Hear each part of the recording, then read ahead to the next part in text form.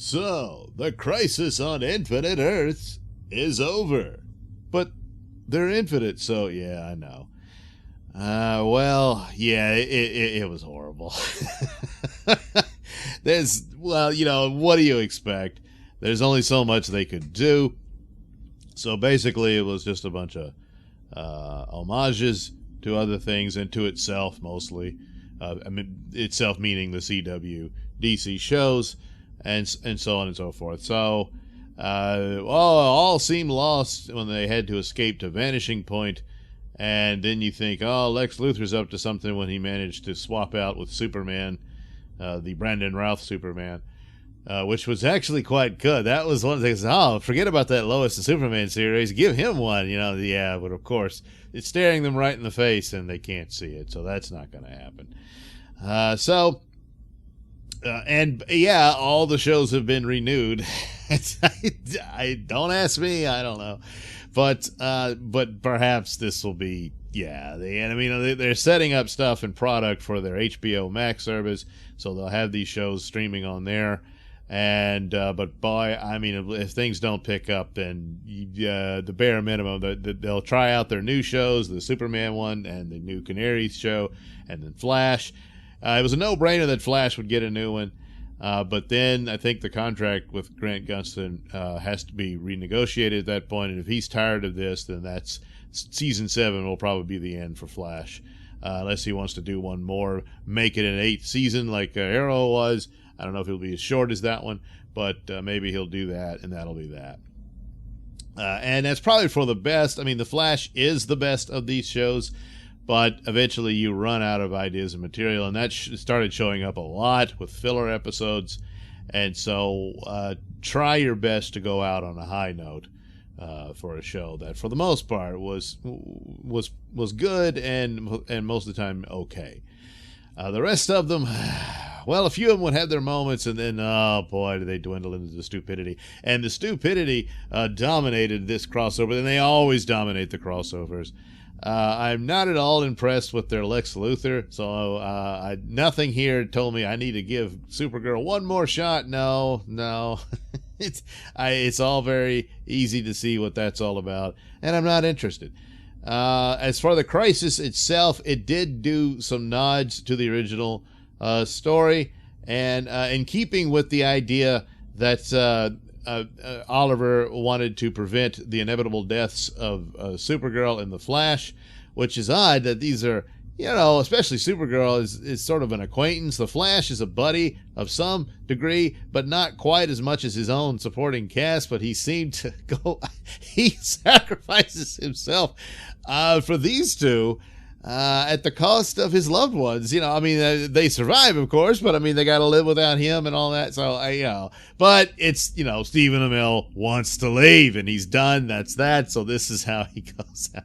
So, him becoming the Spectre was sort of interesting because the battle at the dawn of time, which is what the original comic book story did, where the trick was, they knew they were going to merge everything into one Earth, and that's what they did here. This is something a lot of people and fans say, hey, they ought to just do this instead of having all these other Earths with these CW shows. Just put them all on one, and so eventually they get there, and that's exactly what happened. And so now they all live the CW shows, not the other ones, even though there was some cameos and a surprise cameo, which they managed to keep a lid on it very well, because I expected they would just use footage from the DCEU movies. But no, Ezra Miller made an appearance, and the two Flashes met for a while. It was pretty cringy and silly, but, it is for what it is, and they had their little moment. In the middle of, oh my God, we're desperately trying to save the universe, but let's stop for a few little jokes. Yeah. But anyway, yes, he appeared there in his full-on Flash suit and everything, which I guess they're going to stick with that for his upcoming movie. I don't know. And so there you go. And it's interesting because I believe there was an interview with Ezra Miller early on, and he said he'd be all for meeting the Grant Gustin Flash. And he said, well, multiverse and all that could, that would be a cool thing to do. And now they've done it. So there you go. that's pretty much what you get. You can't really craft much more of a story. Having Grant Gustin appear in his Flash movie, maybe, I don't. But then again, it would probably be like if he's going through a vortex of time travel or whatnot and sees other universes. Oh, there'd be Grant Gustin, you know. Yeah, maybe. But at this point, it's been done to death with the TV shows, and it's time for them to move on. But it was quite a surprise. I just thought it would be footage or something like that, but instead, no, they got him to come in and do this. So, in that aspect of it's kind of nice, but it was pretty silly. But then, the Spectre, the Dawn of Time battle happens, where the Spectre directly challenges the Anti-Monitor with all the heroes gathered. And the idea at the time, I believe, was so that those heroes that went there could remember the way it used to be in case they want to undo it or something like that, while everybody else didn't know. And so after that battle was over, the universe had merged into one, and some people were just out of luck. Well, it's not some people, most notably the original Superman. He didn't have anything. Lois was gone. His world was gone. It was just him and Power Girl, and that was it. And it kind of drove him nuts. And he ends up going one-on-one with the Anti-Monitor and eventually kills him, and then escapes to what we thought was heaven. Later on, Infinite Crisis showed us otherwise, where, Lois was there and all that. But, that's another story. But here, there is no Golden Age Superman because the crappy Lex Luthor took his place, I guess. And so there you go. Crappy Lex Luthor, you see, he's got a plot, he's up to something, and it's never really anything. He's just a joke. And so there's a few scenes of fight, and then nothing. So they had their big battle, but of course, in the end, what can they do? How do they help Oliver Queen defeat the Anti-Monitor? Well, through love, love, hope, and truth, and courage. And so they just stand there and think, and then, Oliver and the Anti-Monitor blow up, and then Oliver dies again. He's already dead, but then he dies again. So, well, okay. And this, as a result, causes the universe to get rebooted, and so now you have this universe brought back, but it's a little different. But the one thing I'll give it to them is what the mistake I think DC Comics made at the time was they didn't destroy the multiverse. There's still a multiverse, it's just a little different, and they do give you scenes and sort of a map, if you will, of how things work out. So even Green Lantern, they used footage from the Green Lantern movie. There it is. There's no Ryan Reynolds, but you just have to assume that was him and the little green dot flying across space. So, but that's another world.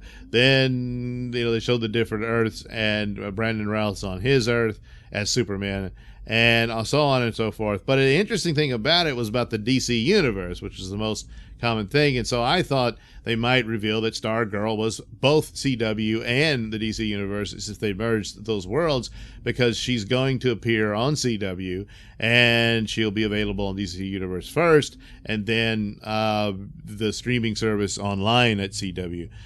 So it stood to reason. I thought she would just be one of theirs, and they gave a brief little scene of her standing with the Justice Society and all that, and that's all well and good. But no, she's not a part of that, and she's not a part, really, of the DC Universe. It seems the DC Universe is DC Multiverse, because now they're declaring it by the scenes that none of those shows are connected. Titans is its own thing. Doom Patrol is its own thing, even though they crossed over with Titans, and there was not multiverse crossover. They were in the same world. Beast Boy left the Doom Patrol to join the Titans in that series. So I guess simply you could say, well, they hadn't cast Timothy Dalton as Niall Calder. It was a different actor at the time. So that's their version of Doom Patrol. The Doom Patrol series is an entirely different one. It's a new one, even though it also makes mention of Justice League and Superman, and all. Cyborg is a member of the Justice League and all that. So at some point I was kind of hoping Cyborg might go over to Titans, where he's from. But I guess not, unless they make a different version of them. Oh, good Lord, it gets complicated. So I don't know why they did that. I guess they think it makes it easier, but all it is just a nod or a mention. You don't have to have crossovers all the time, and that sort of thing. But for whatever reason, that's what they did. That was a bit surprising. The rest of it, Supergirl, it was stupid. It just was. Once it's all fixed, they figure, hey, we did it, we survived, and oh man, it's sad about Ollie. And Martian Manhunter has to fix everyone's mind that weren't there, so they can know what happened and remember the old way. But now they're mourning Oliver Queen and sad. And oh, guess what? Antimatter shows up again. Well, yeah, that's what happened in the comic book too. Not like this, but they had to do one more time, one battle. But the solution to it, shrinking him into the subatomic world, well, that doesn't really solve the problem. That means he's still out there. So, although, yeah, the DC Comics brought him back too, but it's all very different. But anyway. The battle is pretty stupid because, it's basically Superman and Supergirl the only ones who could really take him on. And they pretty much do when he turns himself into a giant. But so then their master plan, the super nerds get together and figure out a trick to shrink him to the subatomic universe, so they do that. And for a while there, I thought Brandon Routh's Atom might die in the process so that Ryan Choi could take over as the Atom. I don't know if he's joining the Legends cast or what. But I do know, I think Brandon Routh is done with the show, so maybe they'll do that within the series. I don't know, but so yeah, that didn't happen there. But anyway, they succeed, of course, yay! And then they end up at the Justice League, the Hall of Justice, and they show, oh, we got a new table. Hey, that's cool, with all their little symbols, and they're all smiling and happy. And then one more sort of cameo. Gleek the monkey. Oh God! Look, that's never mentioned that again. So it's all pretty much a joke, And but they did show the different scenes and cameos. And I guess the main thing is the map to the DC universe thing. And Swamp Thing is in his own world too, which what the hell? Why can't they? If they'd done that, they could have revived it with the John Constantine crossover, which they should have, and stuff like that. But I don't know. Maybe they'll figure that out later. But the DC Universe shows have just disintegrated into pure trash. Certainly Titans. That, oh my God. Oh, that was worse than this. Yeah. It's because it could have been good. There was means, but the plot points could have been achieved much better. And it didn't. This is meant to be silly.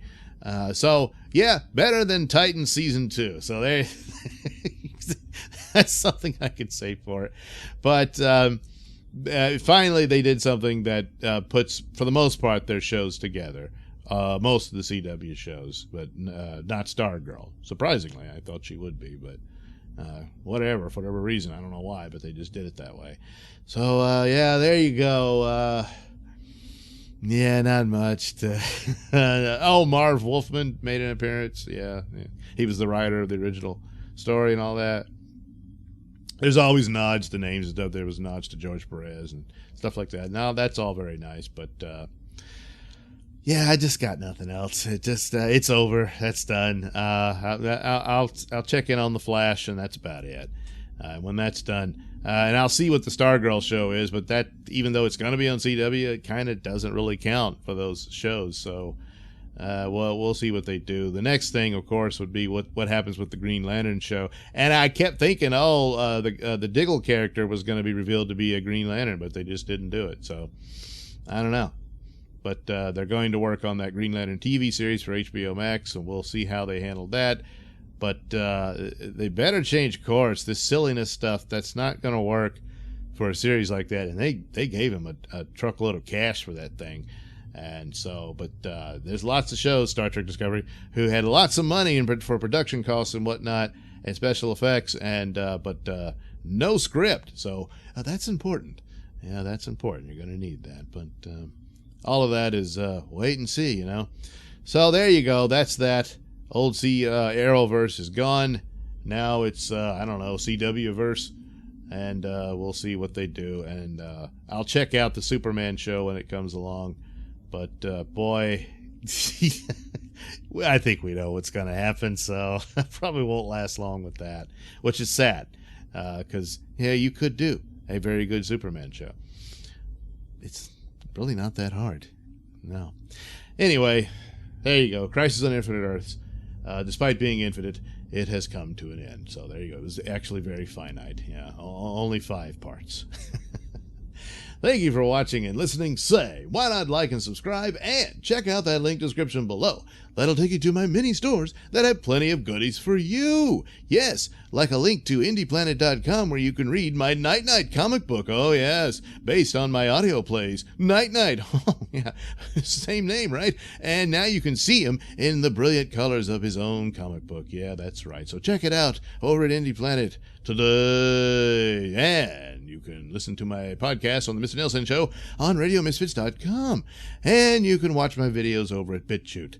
BitChute, yes, the Mr Nailsin channel on BitChute.com.